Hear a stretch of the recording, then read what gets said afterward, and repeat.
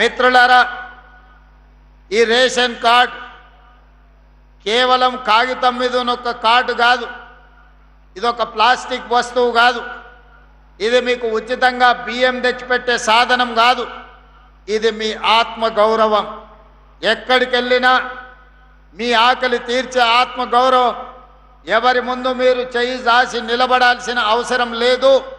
ఈ రాష్ట్ర ప్రభుత్వం ఇందిరమ్మ రాజ్యంలో ఏ పేదవాడు కూడా ఆకలితో నిద్ర పడకూడదు, ఆకలితో పస్తులు ఉండకూడదు అని సంకల్పంతో ఆనాటి నుంచి ఈనాటి వరకు మొట్టమొదటి భారతదేశంలో పేదలకు నిత్యావసర వస్తువులను పంచడానికి రేషన్ షాపులను కనిపెట్టిందే కాంగ్రెస్ పార్టీ.